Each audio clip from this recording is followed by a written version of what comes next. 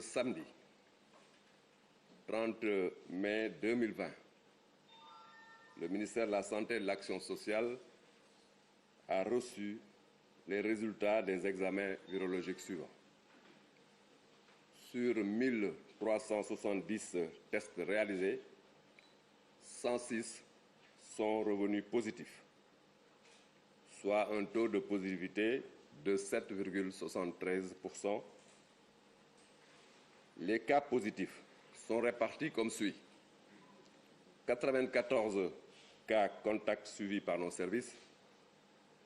12 cas issus de la transmission communautaire, répartis entre Parcelles Assainies, 2 cas communautaires, Cambérène, 2 cas communautaires,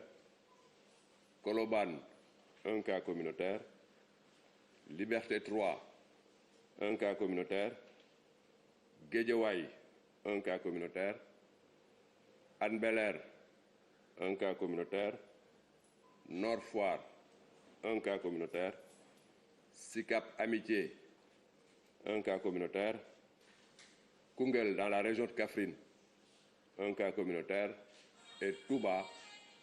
1 cas communautaire. 23 patients sont déclarés guéris ce jour.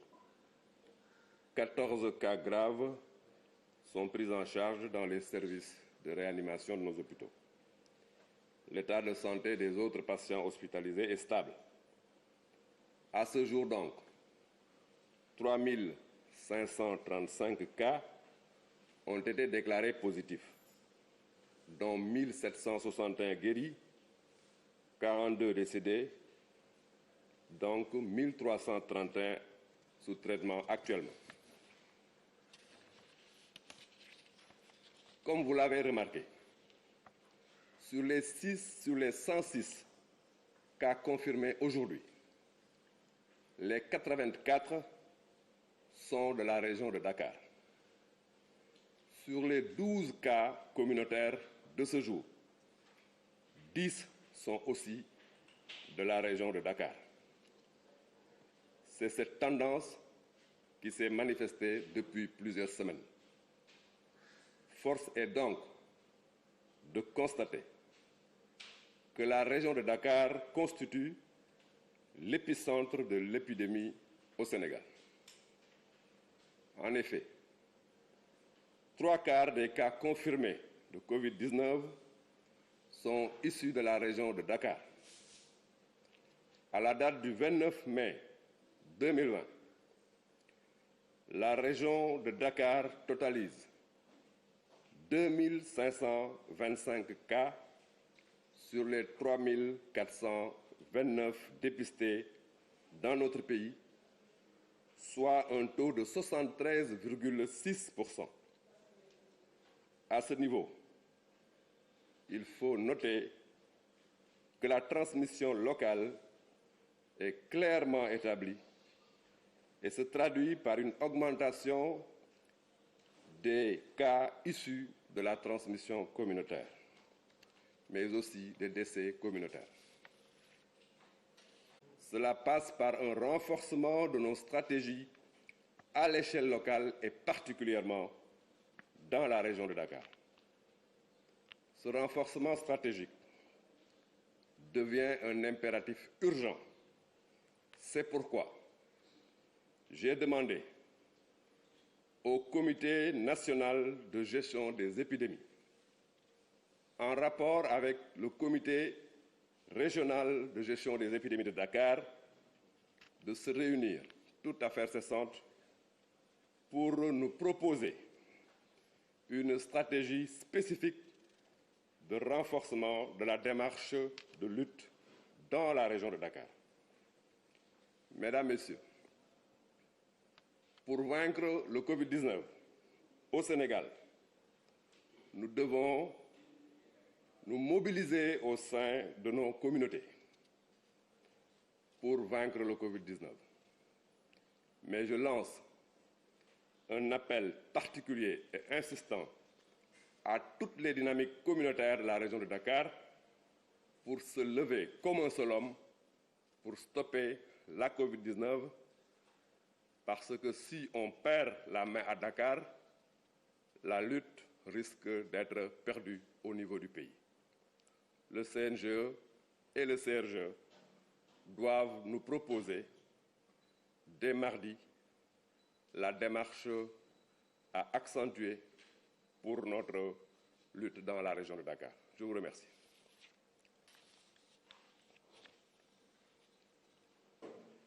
ma jàngal leen situation bi ñu am ci bésu tey bi tey samedi fanweeri fan ci weeru mai 2020 ministère de la santé et de l'action sociale jot na résultat wu test yi ñu doon def ci junne ak ñetti téeméer ak juróom-ñaar fukki test yi ñu def tey téeméer ak juróom benn ñoo ci positif 94 bon juróom-ñeent fukk ak ñeent cas ñoo nekk ay cas contact fukk ak ñaar ñoo ci nekk ay cas communautaire ci cas communautaire yooyu ñaar yi Parcelles Assainies lañ nekk ñaar Cambérène benn Colobane benn Liberté 3 benn Guédiawaye benn Hann Bel-Air benn Nord Foire benn Sicap Amitié benn Koungheul sa région wu Kaffrine benn Touba ñu yëgal leen ne ñaar fukki patient ak ñett wér nañ ci bésu tey bi li ñuy wax cas grave moo ñu nekk réanimation mën nañ jàpp na fukk ak ñeent ñoo fa nekk tey ñeneen ñiy faj ñu ngi yëg tan bu baax ci bésu tey ba mu dooree ak léegi mën nañ jàpp ne ñetti junni ak juróomi téeméer ak fanweer ak juróom moom la ñu déclaré ci ay cas yu positif ci lim boobu junne ak juróom ñaari téeméer ak juróom benn fukk ak benn ñoo ci wér ñeent fukk ak ñaar génn ci àdduna junne ak juróom ñaar téeméer ak fanweer ak benn ñoom la ñuy faj tey ci suñu hôpitaux yi bu ngeen seetloo bu baax situation tey bi ci téeméer ak juróom benn cas yi ñu am tey juróom ñett fukk yi ak ñeent yi ñu ngi fii ci région de Dakar ci fukk ak ñaari cas communautaires yi ñu am fukk yi ñu ngi ci région de Dakar lim boobu nag xamante ne li ëpp ci li ñu déclaré Dakar lañ nekk bu ngeen ko seetloo semaine yi passé yépp loolu la ñu am loolu day wane ne nag feebar bi fii ci Dakar la gën a nekk ñeent yoo jël ñett yi ci Dakar la nekk bon dëkk ñu war a taxaw ci ñetti junni ak ñeenti téeméer ak ñaar fukk ak juróom ñeent cas yi xamante ne jël nañ ko le 29 ñaari junni yi ak juróomi téeméer ak ñaar fukk ak juróom yi fii ci Ndakaar lañ nekk boo ko xaymee junne bu nekk daal ñaar fukk yu nekk mën nañu wax ne juróom ñaar fukk yi ak ñett yi Dakar la nekk bon dëkk mbir mi mooy que ne fii ci Ndakaaru dañu war a am taxawaay boo xamante ne taxawaay bu wér la parce que jàngoro bi law na fi bu baax a baax te bu ñu taxawul dana faagagal ñu bari fii ci Dakar moo tax ma wax comité national de gestion des épidémies ñi xamante ne ci réew mi yépp ñoom ñoo ñuy xelal ci mbir mi joxe orientation ñu lëkkaloo ak comité régional bi xamante ne ñoom ñoo yor mbiru Dakar pour nu mu gën a gaawee ñu taxaw xool lan la ñu war a mën a taxawaay bu gees bu gën a tar pour arrêter feebar bi fii ci Dakar parce que situation Dakar nekk na situation bu particulière may wax ne nag bu ñu lënkaloo ñun ñëpp boole suñu doole danañu gagner effectivement Covid-19 mais bu ñu caaxaanee Dakar